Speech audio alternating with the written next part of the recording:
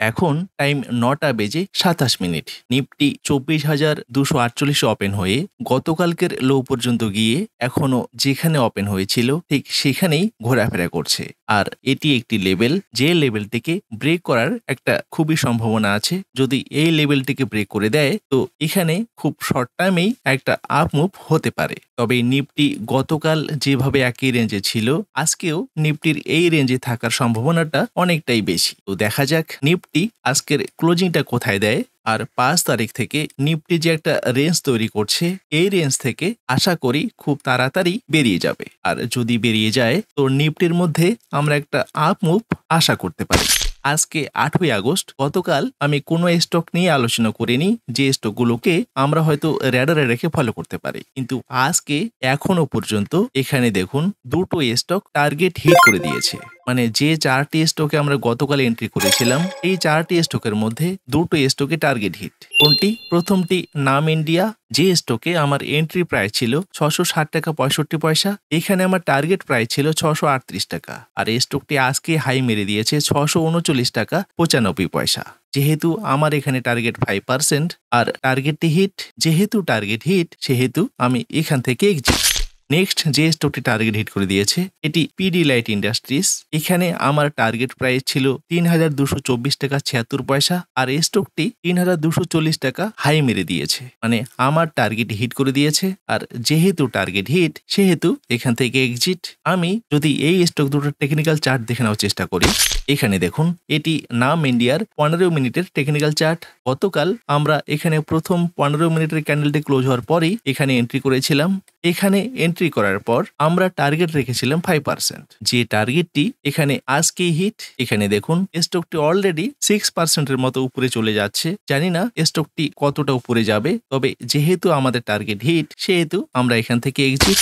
এটি পিডিলাইট ইন্ডাস্ট্রিজ এর ১৫ মিনিটের টেকনিক্যাল চার্ট। এই স্টকেও আমরা দ্বিতীয় ক্যান্ডেলে এন্ট্রি করেছিলাম। এখানে এন্ট্রি করার পর আমরা টার্গেট রেখেছিলাম 5%, যে স্টকটি এখানে অলরেডি 6% উপরে চলে গেছে। আর আমাদের যেহেতু টার্গেট হিট সেহেতু আমরা এখান থেকে এক্সিট। সেই কারণেই আমি ওপেন পজিশন থেকে এই দুটো স্টককে ডিলিট করে দেব। এখানে অ্যাকাউন্ট থেকে ট্রিগার প্রাইস পর্যন্ত দুটো স্টকে সিলেক্ট করে কপি। এবারে ক্লোজ পজিশনে এসে right click, paste special, values only. এখানে ডেটটি দিয়ে দেবো আজকের। দুটোরই আজকের ডেট ফিল আপ করে দিলেই এখানে দেখুন একদিনেই 5% টার্গেট হিট। একটিতে নেট গেইন ২৭৩ টাকা আর একটিতে নেট গেইন ২৭৬ টাকা। আর এই ২ লাখ টাকার পোর্টফোলিও থেকে এখনো পর্যন্ত রিয়েলাইজড গেইন ২৫,১২৮ টাকা। এখানে 12.56% গেইন, যে পোর্টফোলিওটি শুরু হয়েছিল 1 এপ্রিল ২০২৪ থেকে। আর এখানে এখনো পর্যন্ত আনরিয়েলাইজড গেইন ৪,৮১৯ টাকা। নেট গেইন এখানে 12.56%। অলরেডি এই পোর্টফোলিওটি ১২৯ দিন হয়ে গেল।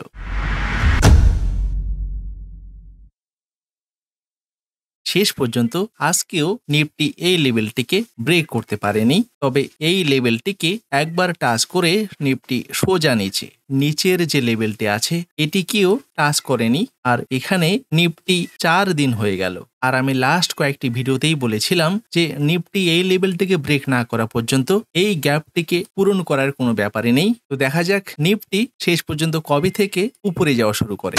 আর আমার সকালবেলাতেই দুটো স্টক টার্গেট হিট করে দিয়েছিল। আর এখানে দেখুন এমএসটিসি এলটিডি, যে স্টকে আমি এন্ট্রি করেছিলাম ৫ই আগস্ট, এখানে এন্ট্রি প্রাইস ৮৬৭ টাকা ৭০ পয়সা। এখানে টার্গেট প্রাইস ৯১১ টাকা। স্টকটি আজকেই ৯১৯ টাকা হাই মেরে দিয়েছে। মানে আমার টার্গেটটি হিট করে দিয়েছে।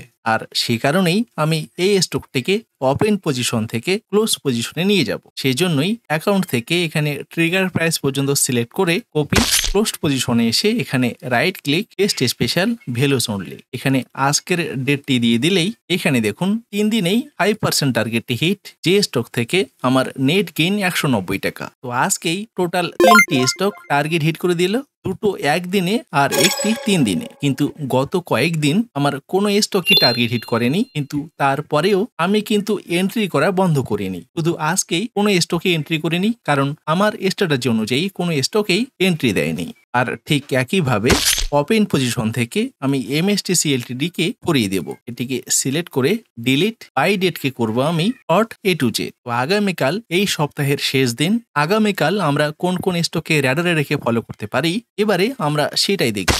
যেহেতু আমার এই টোটাল 3টি স্টক টার্গেট হিট করে দিয়েছে, তাই আগামীকালকের জন্য আমি টোটাল 3টি স্টককে র্যাডারে রাখবো। মানে এই স্টকগুলো থেকে আমি যে ক্যাপিটালটাকে ফ্রি করে নিলাম, এই ক্যাপিটালটিকেই আমি হয়তো আগামীকাল ইউজ করতে পারি। তো সেই 3টি স্টক আমরা এবারে দেখে নেব। তবে যে সমস্ত স্টক নিয়ে আলোচনা করব কোনোটি রিকমেন্ডেশন নয়, আমি শুধু লার্নিং পারপোজ এই সমস্ত স্টককে নিয়েই আলোচনা করব।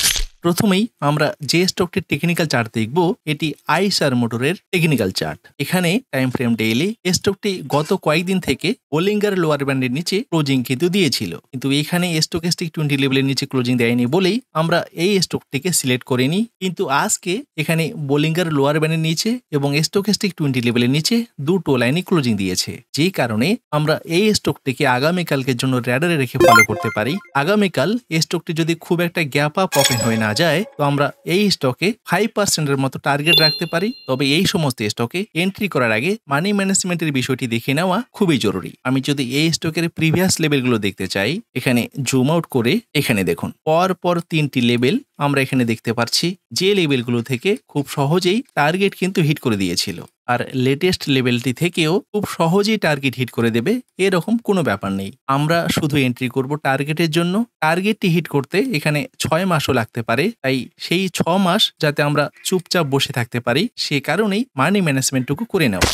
নেক্সট যে স্টকটি আছে এটি বাজাজ ফিনসার্ভের টেকনিক্যাল চার্ট। এখানেও টাইম ফ্রেম ডেইলি স্টকটি বোলিঙ্গার লোয়ার ব্যান্ডের নিচে এবং স্টকেস্টিক 20 লেভেলের নিচে দুটো লাইনে ক্লোজিং দিয়েছে, যে কারণে আমরা এই স্টকটিকেও র্যাডারে রেখে ফলো করব, কারণ প্রিভিয়াস লেভেল থেকে টার্গেট কিন্তু হিট করে দিয়েছিল। আমরা যদি প্রথম লেভেলে এন্ট্রি করে থাকি, টার্গেটটি হিট করতে অনেক সময় নিয়েছিল কিন্তু টার্গেট হিট করে দিয়েছিল। আর সেই কারণেই আমরা এখানেও যদি এন্ট্রি করি টার্গেট হিট করা পর্যন্ত যাতে আমরা টিকে থাকতে পারি, মানি ম্যানেজমেন্টটুকু আমাদের সেভাবেই করে নিতে হবে। আর আমি প্রত্যেকটা ভিডিওতেই একটি বিষয়ে বারবার বলার চেষ্টা করি, সেটি মানি ম্যানেজমেন্ট। আমাদের কাছে ট্রেডিং স্ট্র্যাটেজি যেমন ইম্পর্টেন্ট, ঠিক তেমনি মানি ম্যানেজমেন্টটুকু সমানভাবে ইম্পর্টেন্ট।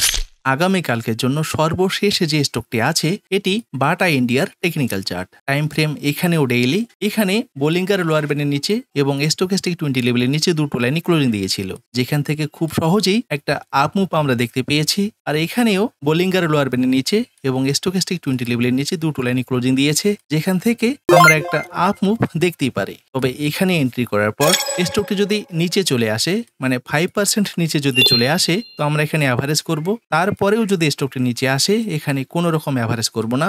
এই দুটো টার্গেট যেদিনই হিট সেদিনই এক্সিট। তো আগামীকালকের জন্য টোটাল 3টি স্টক দেখে নিলাম, যে 3টি স্টককে আমরা র্যাডারে রেখে ফলো করতে পারি। তবে যে 3টি স্টককে নিয়ে আলোচনা করলাম, আগামীকাল যদি স্টকটি খুব একটা গ্যাপ আপ ওপেন হয়ে যায়, এখানে আমরা এন্ট্রি লেভেলটিকে অ্যাভয়েড করতে পারি। আজকের মতো এইটুকুই। ভিডিওটি যদি ভালো লাগে লাইক ও শেয়ার করবেন, কমেন্ট বক্সে আপনার মতামত জানাবেন। দেখা হচ্ছে নেক্সট ভিডিওতে।